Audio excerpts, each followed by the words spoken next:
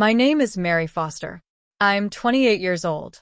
And the last time I sat at my parents' dinner table, my sister's fiancé looked me dead in the eye and asked if I was still playing farmer, while everyone else had real careers. My mother laughed. Actually laughed. My father nodded like Randy had just said something profound. And my sister Chloe, the person who used to defend me when we were kids, she just smiled and squeezed his hand. I should have left right then. Should have walked out and never looked back. But then Randy said something that made my stomach drop. One sentence that told me he wasn't just an asshole. He was dangerous. And 3 weeks later, I walked into my sister's wedding with a folder full of evidence that would destroy him. This is the story of how I lost my family by telling the truth. And why I'd do it again. But I'm getting ahead of myself. To understand why I did what I did, you need to see where it started. You need to see the dinner party where Randy made his first mistake. Because that's when I knew. That's when I started pulling the thread that would unravel his entire life. My father muttered something about long-term financial planning. Then Randy went in for the kill. So, are you still figuring things out? Or is the farmer thing, permanent? And they laughed. Not loudly. Not meanly even. Just these knowing little chuckles. These small smiles that said, "We all see what's happening here. We all agree Mary is the disappointment." My mother sighed. My father shook his head slightly, like I was a problem he'd given up trying to solve. Chloe looked at her plate. You know that feeling when everyone in the room is laughing and you're the joke? Your face gets hot. Your throat closes up. You can't swallow. You smile because that's what you're supposed to do, but behind that smile, you're dying. That's where I was.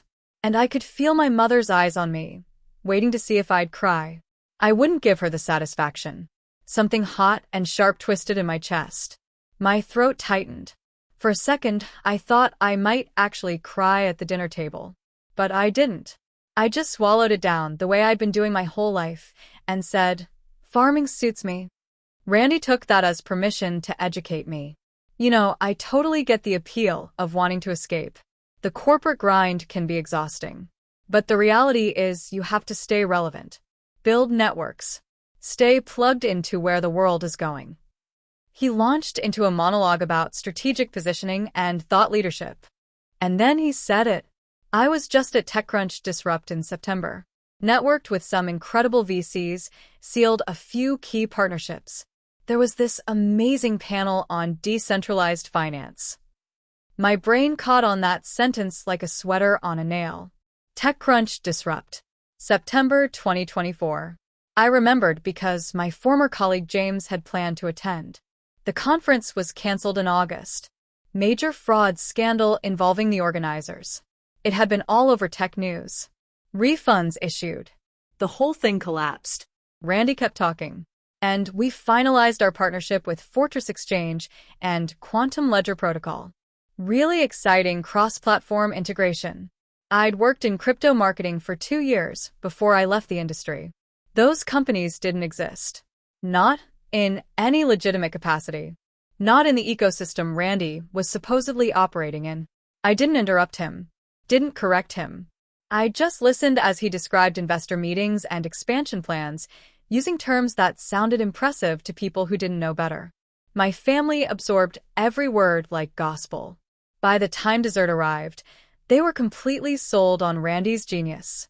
And I sat there with a realization settling over me like ice water. His story had cracks. Big ones. And whether he knew it or not, he just handed me a thread I couldn't stop myself from pulling. I left my parents' house at 9:47 p.m. My mother hugged me at the door, one of those side hugs that barely makes contact. Drive safe, sweetheart. She'd never called me sweetheart before in my life. I sat in my truck in their driveway, hands shaking on the steering wheel. The humiliation should have felt familiar. God knows I'd swallowed enough of it over the years. But this time something was different. This time I was angry. Not hurt. Not resigned. Angry.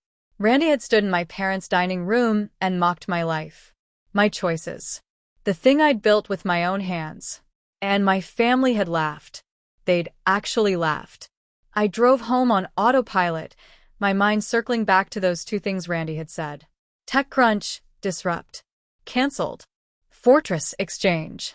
Quantum Ledger Protocol. Didn't exist. Maybe he'd gotten dates mixed up. Maybe he'd misremembered the names. But something in my gut told me this wasn't an honest mistake. This was performance. And I'd spent 2 years in crypto marketing. I knew what a performance looked like. By the time I pulled into my driveway, past the vegetable beds I'd spent 3 years building, past the greenhouse I'd constructed with my own hands, I'd made a decision. I was going to find out who Randy Morrison really was. Not for revenge. Not even for vindication. But because something was wrong. And my sister, annoying, superior, judgmental Chloe, was about to marry him. I walked into my house, opened my laptop, and typed 6 words into Google. Next-Gen Crypto Solutions Randy Morrison. And that's when everything started to unravel. I sat in my truck, hands shaking, replaying what he'd said. TechCrunch, Disrupt. Those 2 words wouldn't leave my mind. And what I found when I got home that night, it was so much worse than I imagined. But I'll get to that in a second. First, you need to understand what Randy had already done to 23 other people. The website looked legitimate at first glance. Sleek design. Lots of blockchain imagery, digital chains, glowing nodes, matrix-style graphics. The kind of aesthetic every crypto startup copied from the same template. The homepage had a mission statement in that vague, aspirational language tech companies love. Revolutionizing decentralized infrastructure for the next generation of digital finance. I scrolled through the About page. Randy was listed as CEO and founder. Professional headshot, polished bio. There was one co-founder, David Chen. Asian guy, late 20s, clean cut. I right-clicked on his photo and ran a reverse image search. iStock. The photo was stock imagery. You could buy it for $12. David Chen didn't exist. My stomach tightened. I checked the team page more carefully. Just Randy. No advisors. No developers. No staff. The product page was even vaguer. Lots of buzzwords. Proprietary consensus mechanism, cross-chain interoperability, enterprise-grade security architecture. But no actual explanation of what the product did. No demo. No white paper. No technical documentation. I searched for news coverage. Next-Gen Crypto Solutions. Randy Morrison Blockchain. Nothing. Not on CoinDesk. Not on Cointelegraph. Not on any legitimate crypto news outlet. For a company claiming major partnerships and a 7-figure seed round, the media silence was deafening. I sat back in my chair, staring at the screen. This could still be nothing. Maybe they were in stealth mode. Maybe Randy was exaggerating to impress my family. But that stock photo, that fake co-founder, That bothered me. I pulled up my contacts and found James Park. James and I had worked together at a digital marketing agency 5 years ago. After I pivoted to crypto marketing, he'd moved into blockchain compliance. Now he worked at one of the major cryptocurrency exchanges, handling regulatory issues and vetting projects. If anyone could tell me whether NextGen was legitimate, it was James. I sent him a message on LinkedIn. Hey James, long time. Quick question. Ever heard of NextGen Crypto Solutions or their CEO, Randy Morrison? Name came up in conversation. Just curious. Just doing some research. No big deal. Give me until tomorrow. I closed my laptop and went outside. It was almost midnight. The air was cool, crisp. My farm stretched out in front of me, rows of vegetables sleeping under starlight. I'd built this with my own hands. Every bed, every fence post, every season's worth of soil amendments and careful planning. It wasn't worth millions. It wouldn't impress anyone at my mother's book club, but it was honest. And standing there in the dark, I realized that's what bothered me most about Randy.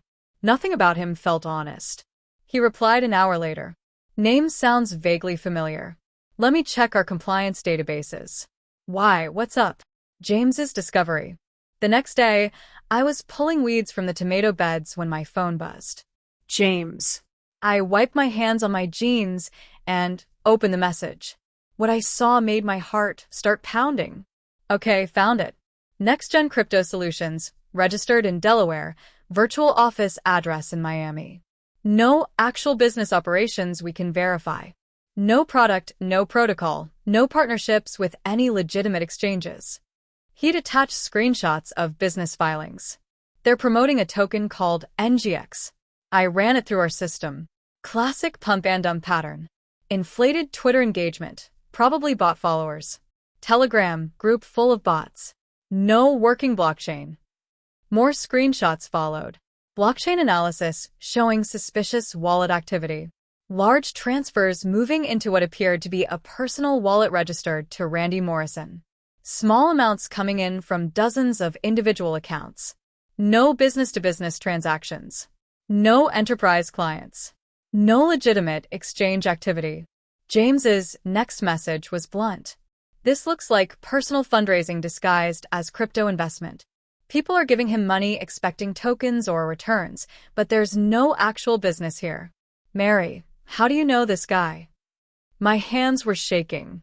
He's engaged to my sister. 3 dots appeared. Disappeared. Appeared again. Shit. Want me to dig deeper? Yes. Please. I sat down hard on the ground between the tomato plants, dirt staining my jeans. Randy wasn't just arrogant. He wasn't just a blowhard trying to impress my family. He was running a scam. And Chloe, with her trust fund, her corporate salary, her connections to my parents' wealthy friends, was the perfect target. Over the next 3 days, James sent me updates that made me feel physically sick. Day 1. The forum posts.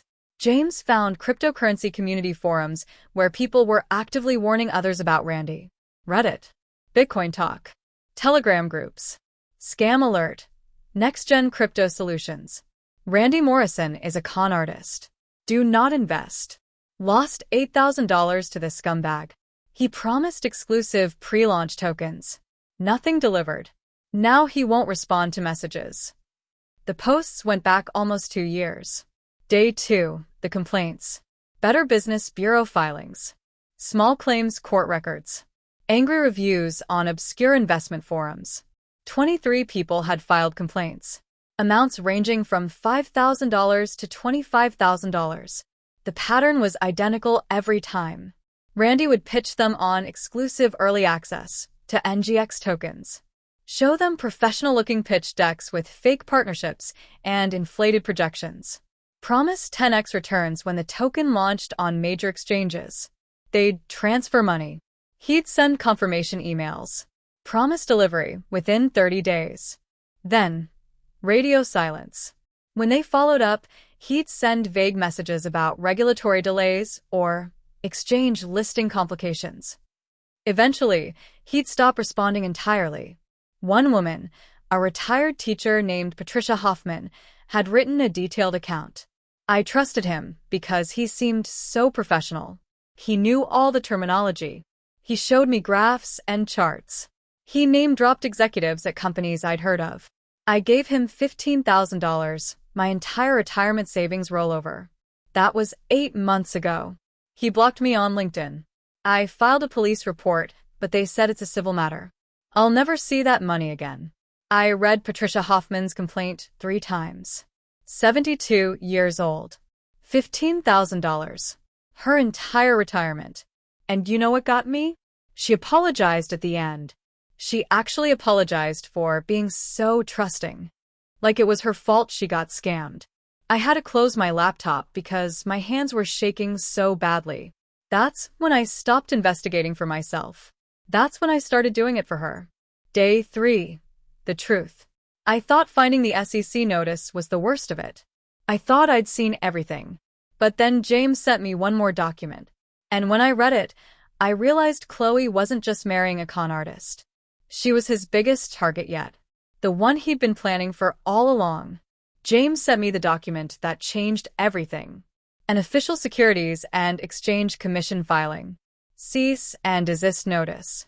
Next-Gen Crypto Solutions LLC. Unregistered securities offering. The SEC had caught Randy operating an illegal securities offering. He was soliciting investments without proper registration, without disclosures, without any of the legal requirements. The notice was dated September 14th, 2 months before he proposed to Chloe. He was legally barred from soliciting any more investments. And yet, at the engagement party, I'd heard him pitching my father's business partner on investment opportunities. James's message was urgent. Mary, this isn't just sketchy. This is criminal. He's knowingly violating federal securities law. The SEC moves slow, could take a year or more to actually prosecute, but they're building a case. Here's what you need to understand. He's using Chloe. Her family connections, her social circle, her credibility. Every person he meets through her is a potential mark. Every wedding guest is someone he can pitch. And once he's married to her, he'll have access to her accounts, her trust fund, co-signed loans. He could drain her dry before she even realizes what's happening. I was sitting at my kitchen table, the late afternoon sun streaming through the windows. My hands were shaking so badly, I could barely type. How much time do I have? What do you mean? The wedding is in 2.5 weeks. If I'm going to stop this, how much time do I have before he can access her money? James's response came fast. If she's put him on any accounts, he already has access. If they're getting married, he'll have legal claim to anything she acquires during the marriage. Mary, you need to tell her now. I stared at my phone. Tell her. Tell Chloe that her perfect fiancé was a con artist. Tell my family that the man they adored was running a scam. They wouldn't believe me. I knew they wouldn't. My mother would say I was jealous. My father would tell me to mind my own business. Chloe would accuse me of trying to ruin her happiness. Unless I had proof. Undeniable, irrefutable, documented proof. The preparation. I didn't sleep that night. I sat at my kitchen table with my laptop, downloading every document James had sent me. Cross-referencing dates. Verifying sources. Building a timeline. I created a folder. Randy Morrison, Evidence. Inside, I organized everything. Section 1. Business registration Delaware LLC filing. Virtual office address. No business license in any state. Fake co-founder. Stock photo evidence. Section 2. SEC violation full cease and desist notice. Documentation of unregistered securities offering. Legal prohibition from soliciting investments. Section 3. Victim statements 23 complaints from different sources. Dollar amounts totaling over $180,000. Pattern analysis showing identical tactics. Section 4. Financial analysis blockchain wallet activity, suspicious transfers. No legitimate business transactions. Personal enrichment pattern. Section 5. False claims TechCrunch disrupt attendance, conference cancel. Fake partnerships, companies don't exist. LinkedIn fabrications, verified with actual companies. I added explanatory notes to each document. Clear. Factual. Unemotional. This wasn't about revenge. This was about protection. By 4 a.m., the folder was complete. I printed 2 copies. Put one in a leather portfolio. Backed up the digital version in 3 different places. Then I just sat there, staring at it. What I was about to do would destroy my relationship with my family. My mother would never forgive me. My father would see it as a betrayal. Chloe would hate me. But if I did nothing, I thought about Patricia Hoffman, 72 years old. Retirement savings gone. I thought about the other 22 people Randy had scammed. And I thought about Chloe, who, despite everything, was still my sister. She didn't deserve this. At 6:15 a.m., my phone lit up with a text. Chloe, wedding invitations went out yesterday. Obviously you're invited. But Mary, I'm serious. Please don't make this weird. This is the most important day of my life. Can you just be normal for once? I stared at the message. Can you just be normal for once? Like I was the problem. Like I'd spent my whole life trying to embarrass her instead of just trying to exist. I typed back. I'll be there. 2 words. No explanation. I sent it and put my phone face down on the table. Outside my window, the sun was starting to rise over the fields. My fields. The life I'd built from nothing while my family looked down on me. In 2.5 weeks, I'd walk into Chloe's wedding, and I'd hand her the truth, whether she wanted it or not. The countdown. The next 16 days were the longest of my life. I worked my farm during the day, harvesting, planting, selling at the Saturday farmers market. Normal life. Routine. But at night, I'd pull out the folder and review every document, making sure I hadn't missed anything. James kept sending updates. Found another complaint. Guy in Ohio lost $22,000. Randy just posted on Instagram about exciting new partnerships. Dude has balls. SEC investigation is active. I talked to a contact there. They're planning to file charges, but it could take 6 to 8 months. 6 to 8 months. The wedding was in 12 days. My mother called once. I let it go to voicemail. Mary, I'm putting together the seating chart. You're at table 14 with some of your father's colleagues from work. Please try to dress appropriately. And maybe don't mention the farm thing, just say you're between projects. Love you. Click. Chloe texted 3 times. First, did you RSVP? I need a head count. I replied, yes. Coming alone. Second, Mom said you haven't confirmed your dress choice. The color scheme is blush and sage. Please nothing too casual. I didn't respond. Third, seriously, Mary, can you just acknowledge my messages? This is important to me. I turned off my phone. 2 days before the wedding, I almost didn't go. I stood in my kitchen holding that folder, thinking about what I was about to do. My phone rang. It was Chloe, and what she said in that phone call, it almost changed everything. But I couldn't let it. The Thursday before the wedding, James sent me one final message. I did some digging into Randy's personal finances. He's broke. Like, seriously broke. Credit cards maxed out.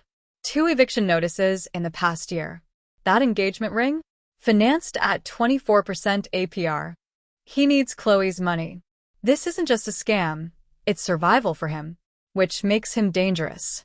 Be careful. I screenshot the message and added it to the folder. That night, I barely slept. I kept imagining the moment, walking up to Chloe, opening the folder. Would she even look at it?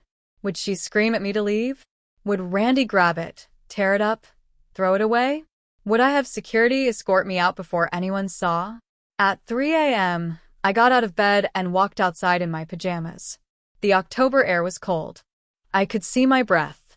I stood in the middle of my vegetable garden, the place I'd built when I left the life my family wanted for me, and I made myself a promise. No matter what happened, I wouldn't back down. Not this time. Saturday morning arrived too fast. I woke up at 7, made coffee, and stared at the leather portfolio sitting on my kitchen counter.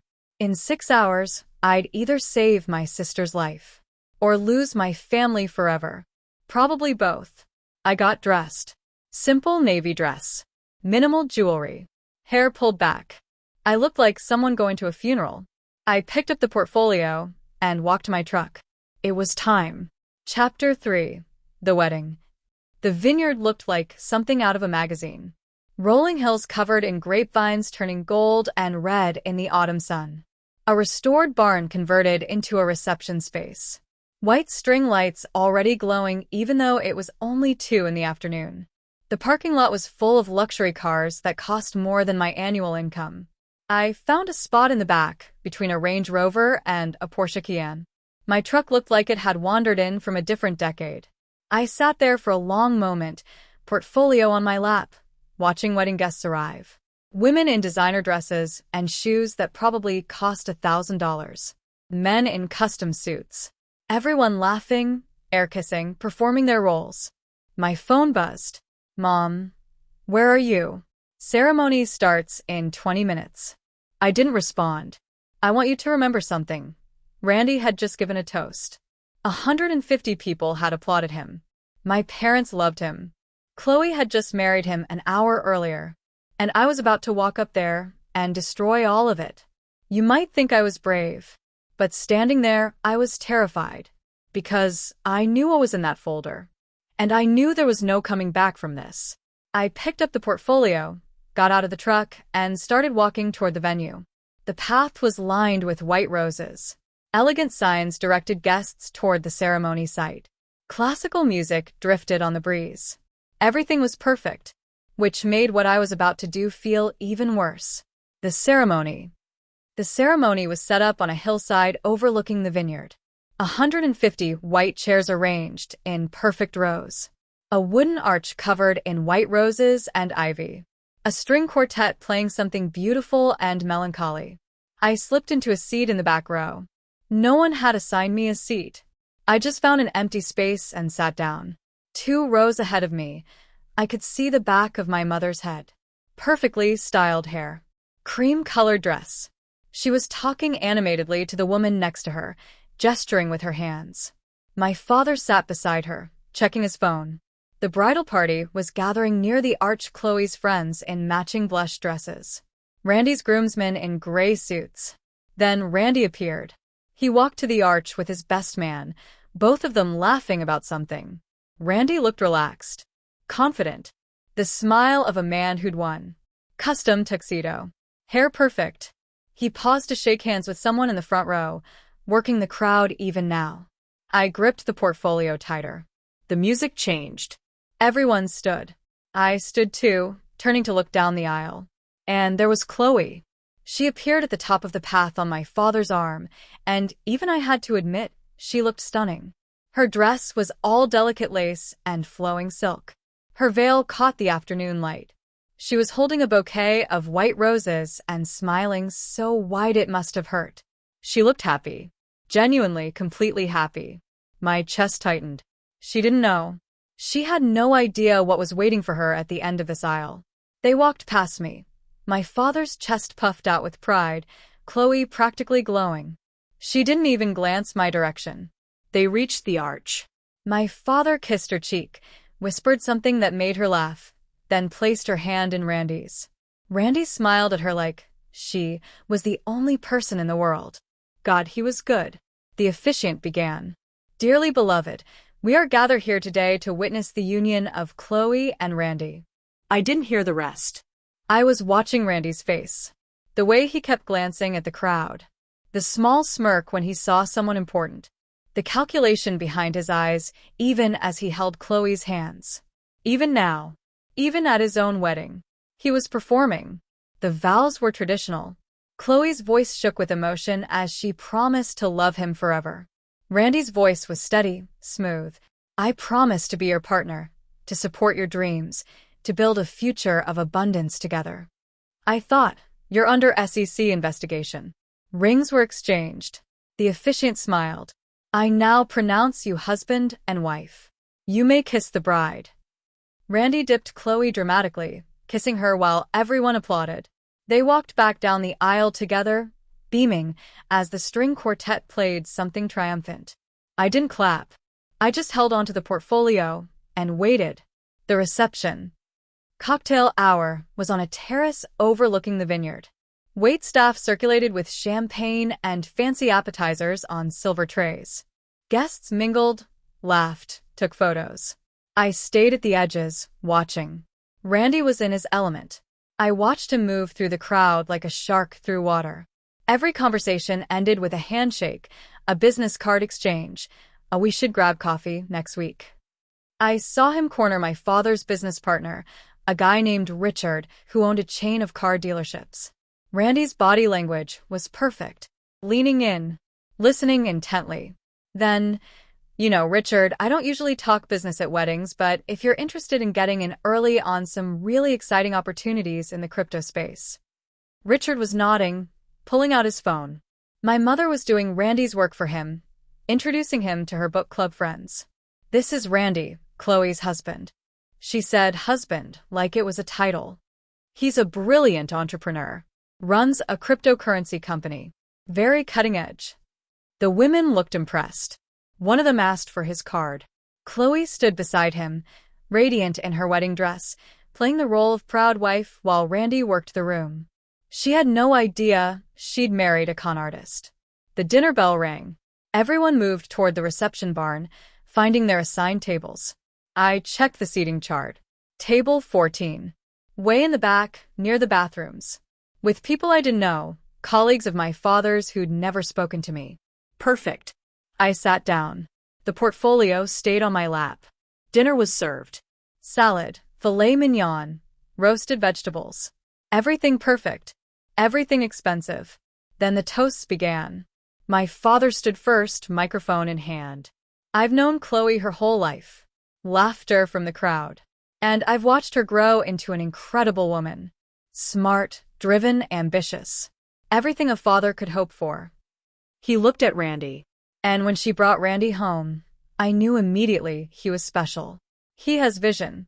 He has drive. He's exactly the kind of man who will push Chloe to be her best self.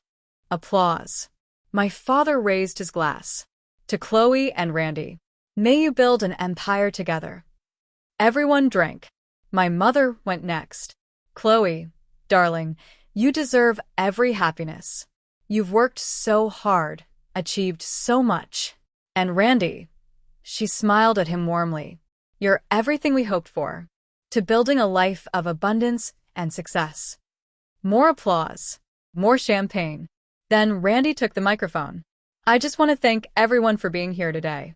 Especially the Chin family for raising such an incredible woman.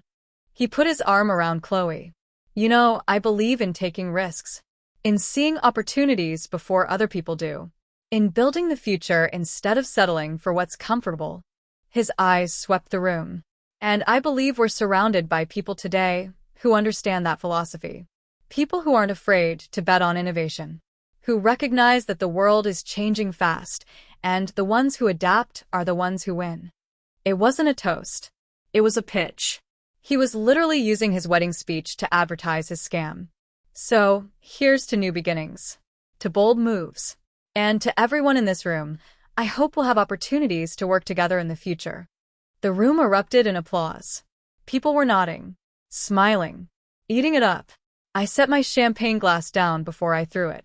The approach. The formal toasts ended. The DJ started playing music. Guests began drifting toward the bar and dance floor. This was it. I stood up, smoothing my dress, picked up the portfolio, and started walking toward the head table. My heart was pounding so hard I could hear it in my ears. My hands were shaking. I forced them to stop. Past tables of guests. Past the dance floor where people were already swaying to some slow song. Past wait staff, clearing dinner plates. Straight toward Randy and Chloe. Chloe saw me first. Her smile faltered. Her eyebrows drew together in confusion. Mary? What? Randy noticed me when I stopped directly in front of their table. Hey, Mary. He stood up, extending his hand for a handshake like we were old friends. I'm so glad you could make it. Chloe said you almost didn't come. I didn't take his hand. I just opened the portfolio, pulled out the folder, and set it on the table in front of them. The gesture was quiet, controlled, but it landed like a bomb. Randy's smile froze. What's this? I looked at Chloe, not him. My voice came out steadier than I expected. You should know who you married.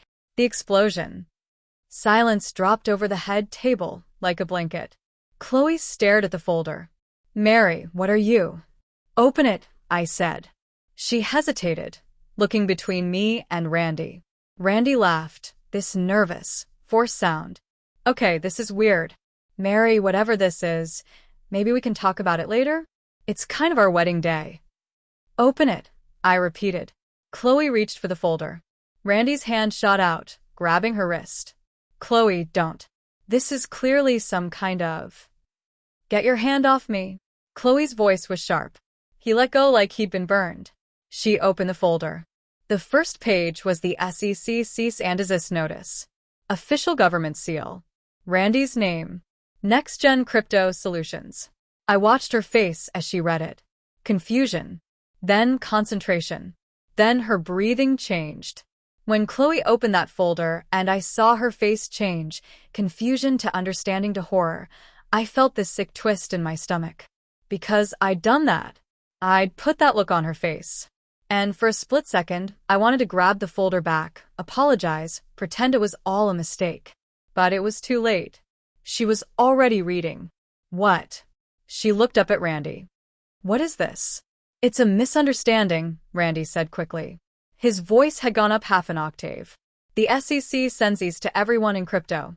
It's regulatory red tape. We're working through it. Chloe flipped to the next page.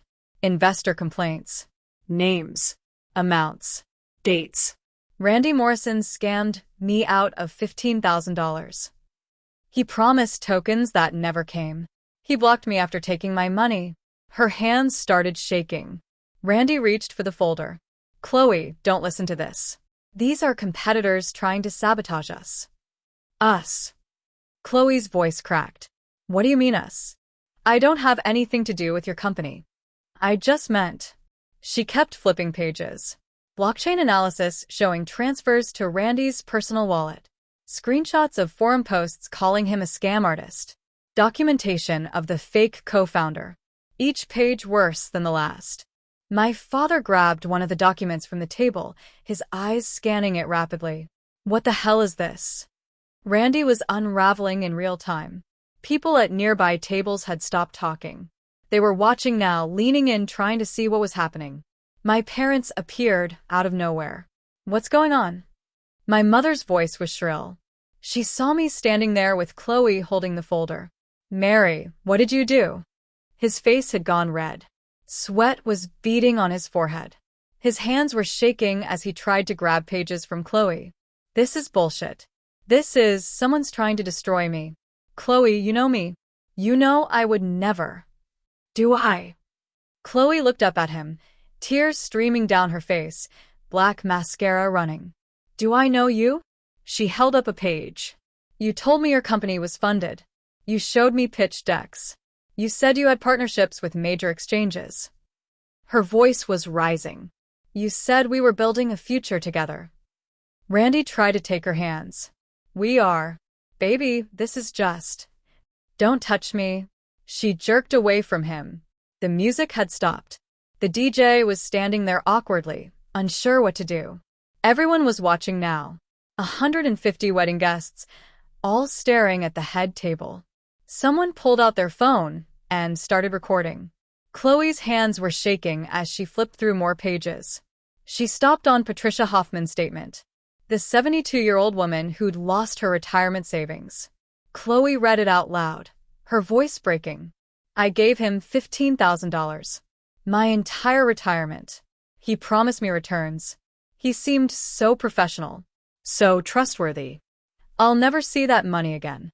She looked at Randy with pure devastation. Is this true? No. I mean, it's complicated. Business is complicated. Sometimes investments don't work out. That doesn't make me a criminal. The SEC says you're operating an illegal securities offering, Chloe said, her voice dead. She held up the cease and desist notice. This isn't an investment that didn't work out. This says you're breaking federal law. Randy's strategy shifted. He turned on me.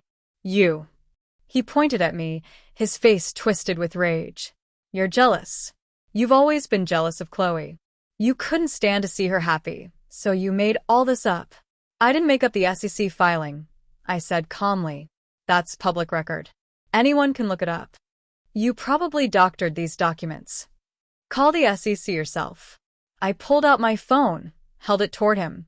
Their number is 1-800-SEC-0330.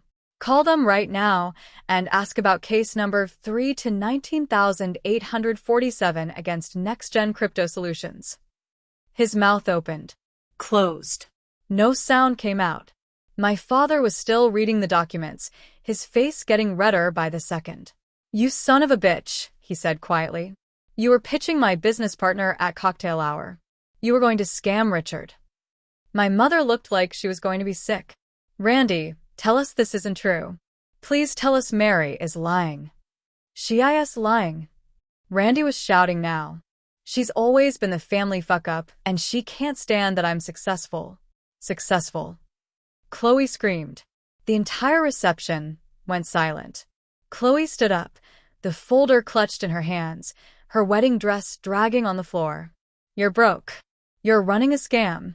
You've been lying to me since the day we met. She threw the folder at him. Papers went everywhere, scattering across the head table, onto the floor. Randy scrambled to pick them up, but it was too late. Guests were taking photos. Someone had definitely been recording video. Chloe, please, just listen. Did you ever love me? Her voice broke completely. Or was I just another mark?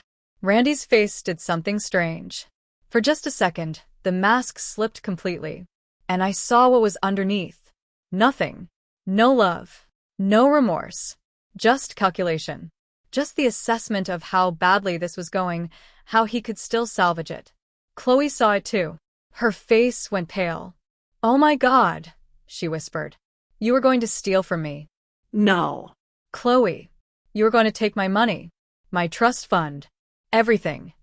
She looked at the documents scattered across the table. "You targeted me." Randy didn't answer. He couldn't. Because it was true. Chloe turned to my father. "Daddy, I need you to call our lawyer. Right now. I need to freeze my accounts. I need to know if he's taken anything." "Already on it," my father said, phone to his ear. Randy stood there in his custom tuxedo, surrounded by scattered evidence of his crimes, while 150 people watched him fall apart. "This isn't over," he said, but his voice had no power. "I'll sue you for defamation. All of you. This is slander." "It's libel if it's written, slander if it's spoken," I said quietly.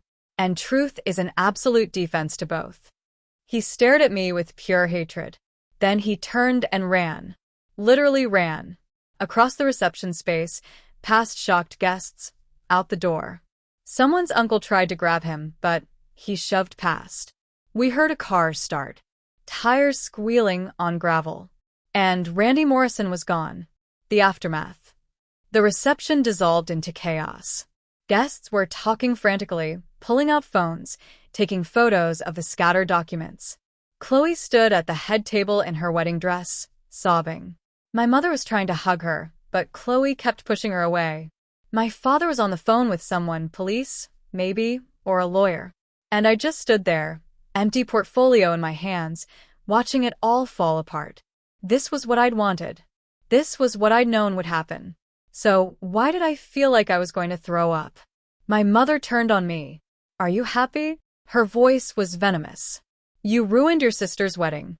You humiliated this family in front of everyone we know. Are you happy?"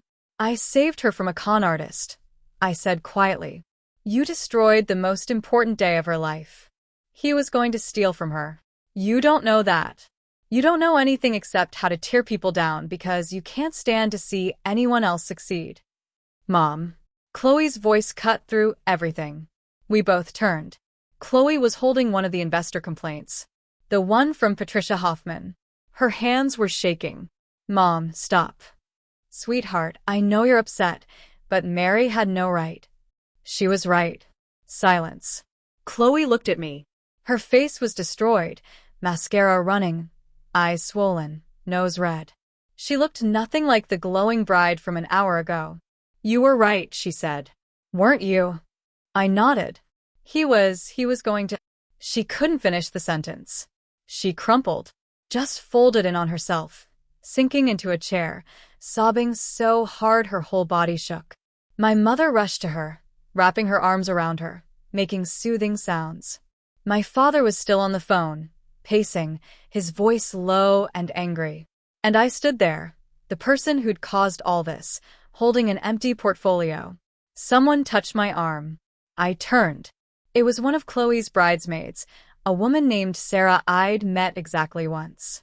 "That was really brave," she said quietly. "What you did. That was really brave." I didn't feel brave. I felt like I'd just set off a bomb in my own life. "You should go," Sarah said, not unkindly. "Before this gets worse." She was right. I looked at Chloe one more time. She was still sobbing in my mother's arms, making horrible wounded animal sounds. I'd done that to her. I destroyed her wedding day. Saved her from a con artist, yes. But I'd also shattered her in front of 150 people. I turned and walked toward the exit. Outside, the sun was setting over the vineyard, painting everything gold and red. The October air was cold. I could see my breath. I walked across the parking lot to my truck, got in, and just sat there. My hands were shaking so badly, I couldn't get the key in the ignition. I tried once. Twice. 3 times. Then I put my forehead on the steering wheel. And I screamed. Not words. Just this raw, guttural sound that came from somewhere deep in my chest. Everything I'd been holding in for hours, days, years, all of it came pouring out. I screamed until my throat was raw. Then I cried. Huge, gasping sobs that felt like they were being ripped out of me. I'd done the right thing. I knew I'd done the right thing. But God, it hurt. I cried for Chloe, standing in that reception hall in her ruined wedding dress. I cried for the 23 people Randy had scammed before her. I cried for my family, who would never forgive me for this. And I cried for myself, for the girl who'd spent her whole life trying to be small enough not to bother anyone, who'd finally stood up and lost everything because of it. I cried until I couldn't breathe, until there was nothing left.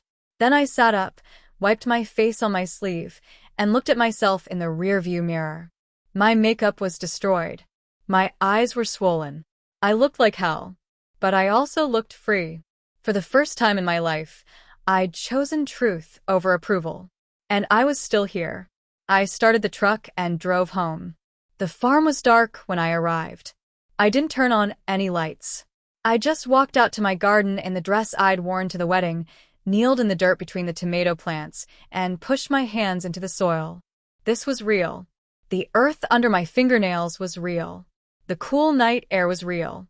My farm, small, simple, built with my own hands, was real. Everything else was performance. I stayed there until the stars came out, until my knees ached, until the cold seeped through my dress. Then I went inside, peeled off the navy fabric, and stood in the shower until the water ran cold. I put on my oldest, softest pajamas, the ones with holes in the knees, and fell into bed.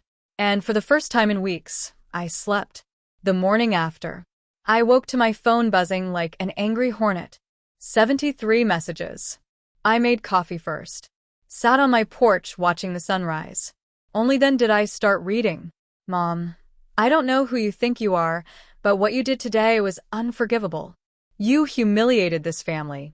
You destroyed your sister's wedding out of jealousy and spite. Don't bother coming to Sunday dinners anymore. You're not welcome. I deleted it. Dad. Mary, I'm very disappointed in your judgment and timing. We'll discuss this when emotions aren't so high. But you've caused significant damage to this family's reputation. I hope you're satisfied. Deleted. Then I saw one from a number I didn't recognize. My heart stopped. This is Chloe. I'm using Sarah's phone because I can't look at your name in my contacts right now. I don't want to talk to you. Maybe not ever. But I need you to know something. I held my breath. I called my bank this morning. Randy had me add him as an authorized user on my accounts 3 weeks ago. Just for emergencies, he said. Just in case something happens. I trusted him. Oh God. He transferred $47,000 yesterday. Before the wedding. Before we even said our vows. My lawyer says we can try to get it back, but it'll be complicated. My hand was shaking so badly, I almost dropped the phone. You were right. You saved me from something so much worse. And I fucking hate you for it. Tears blurred my vision. I hate that you were right. I hate that you ruined my wedding. I hate that everyone saw me like that. I hate that I have to tell people my marriage lasted 3 hours. I hate all of it. But if you hadn't done what you did, if you'd stayed quiet like you always do, I don't know what would have happened. He would have taken everything. And I would have let him, because I loved him. Or I thought I did. So, Thank you. And don't ever contact me again. I read it 5 times. Then I set my phone down, walked to the edge of my porch, and looked out over my fields. $47,000. He'd stolen from her before he even married her. I'd been right. And it didn't feel like winning. It felt like standing in the ruins of something that could never be rebuilt. But it also felt like truth. cold, sharp, Necessary. I picked up my phone and typed one message back. I'm sorry it had to be me. I'm sorry it had to be like that. But I'm not sorry I did it. I love you, Chloe. I always will. Even if you never speak to me again. I sent it. She never responded. 6 months later, I was at the farmer's market, selling the last of my autumn squash, when I got an email notification. Subject: U.S. versus Morrison. Criminal charges filed. James had sent me a news article. Federal prosecutors announced today the indictment of Randy Morrison, 34, on 14 counts of securities fraud. Morrison, who operated the cryptocurrency company NextGen Crypto Solutions, allegedly defrauded investors of more than $180,000 over a 2-year period. He faces up to 20 years in federal prison if convicted. Morrison was arrested at JFK Airport attempting to board a one-way flight to the Cayman Islands. There was a photo. Randy in handcuffs, being led by federal marshals, his face turned away from the camera. I stared at it for a long time. Then I forwarded the article to Chloe's email. Didn't write anything. Just sent it. She didn't respond. But 3 days later, I found an envelope in my mailbox. Inside, a check for $23,000. A note in Chloe's handwriting. The lawyer recovered some of it. This is your half. Don't argue. I know you'll do something good with it. You always do. C. That was it. No, love you. No, let's talk. No reconciliation. Just acknowledgement. I deposited the check the next day. Used it to build a second greenhouse, bigger, better insulated, with proper ventilation. And every time I worked in that greenhouse, planting seeds, watching things grow, pulling life out of dirt, I thought about the cost of telling the truth. I'd lost my family. My mother still hadn't spoken to me. My father sent a birthday card with just his signature. No message. Chloe and I existed in the same world, but in parallel lines that would never meet. But I'd kept my integrity. I'd protected someone who needed it, even though she hated me for it. And I'd proven to myself that I could stand up for truth even when it cost me everything. 1 year later, I got one more message from Chloe.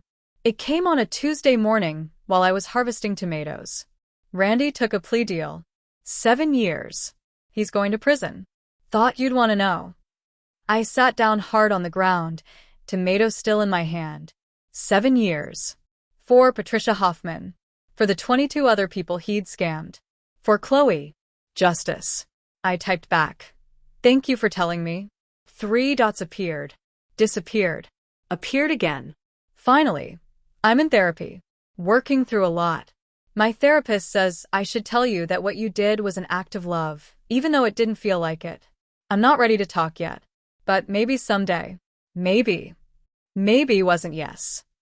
But it wasn't never, either. I wrote back. I'll be here. Whenever you're ready. Or, if you're never ready, I'll still be here. She didn't respond. But a week later, a package arrived. Inside, a small succulent in a ceramic pot. The card said, something that grows slowly, but survives anything. Thought you'd appreciate it. See, I put it on my kitchen windowsill. And every morning, when I made my coffee, I looked at it and remembered. Sometimes the family you're born into isn't the one that protects you. Sometimes the role they assign you is too small for the person you actually are. And sometimes walking away or being pushed away isn't abandonment. It's self-respect. I chose truth. I lost almost everything. And I'd do it again. Because some things matter more than being loved. Like being able to look at yourself in the mirror. Like knowing you stood up when it mattered. Like planting a seed and watching it grow into something real. I'm Mary Foster. I'm 28 years old. I grow vegetables for a living. And I'm the woman who destroyed her sister's wedding to save her life. It's not the story my family wanted me to have. But it's mine. And I'm finally okay with that. If you made it all the way through, thank you for listening to my story. Before you go, I want to ask you something. Have you ever had to choose between telling the truth and keeping the peace? Have you ever lost people you loved because you refused to stay quiet? Tell me in the comments. Because I learned something that year. You're not alone in this. There are more of us than you think, people who chose honesty over comfort, truth over approval. And we're doing okay. We're more than okay. We're free.